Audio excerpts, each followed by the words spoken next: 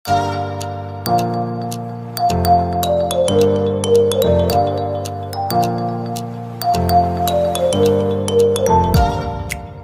teman-teman, berjumpa lagi dengan saya. Kali ini kita akan menanggapi Saudara Yusuf. Saya heran kenapa Saudara Yusuf memelintir ayat Alkitab saat dia menanggapi video tanpa ragi. Dalam videonya itu dia mengutip ayat Alkitab untuk membenarkan argumennya, tetapi, seperti biasa, ternyata ayat yang ditulis dalam bahasa Indonesia pun Saudara Yusuf tidak mampu baca dengan benar. Teman-teman penasaran?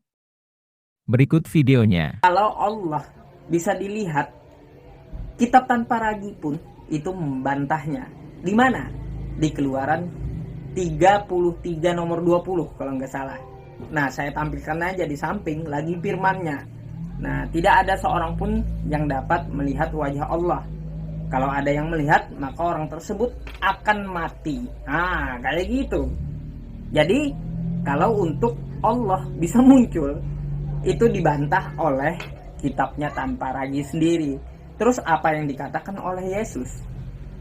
Bapa yang mengutus aku, dia yang bersaksi tentang aku, kamu tidak akan dapat mendengar suaranya, rupanya pun tidak dapat kau lihat, kata Yesus. Jadi, ini adalah dibenarkan dari kitabnya tanpa ragi sendiri. Kalau Allah sampai muncul, Tuhan sampai muncul gitu, menurut Yesus, itu tidak dapat dilihat rupanya. Nah, di kitabnya Nabi Musa Keluaran juga. Nah, di situ dikatakan siapa yang melihat wajah Allah maka akan mati, qoid gitu.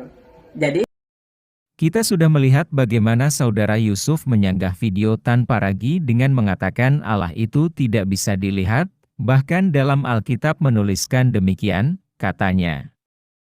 Mari kita cek kembali ayat Alkitab yang dikutip Saudara Yusuf. Keluaran 33 ayat 20. Lagi firman-Nya, engkau tidak tahan memandang wajahku, sebab tidak ada orang yang memandang aku dapat hidup. Ayat itu tidak mengatakan seperti yang dikatakan Saudara Yusuf. Lagi firman-Nya. Nah, tidak ada seorang pun yang dapat melihat wajah Allah. Kalau ada yang melihat, maka orang tersebut akan mati. Nah, kayak Yang benar adalah, engkau tidak tahan memandang wajahku. Apakah tidak tahan itu sama dengan tidak bisa melihat wajah Allah? Tidak berhenti di situ Saudara Yusuf juga mengutip ayat dalam Injil Yohanes pasal 5 ayat 37, yang mengatakan, Bapa yang mengutus aku, dialah yang bersaksi tentang aku. Kamu tidak pernah mendengar suaranya, rupanya pun tidak pernah kamu lihat. Sekali lagi Saudara Yusuf memelintir ayat Alkitab demi membenarkan argumennya.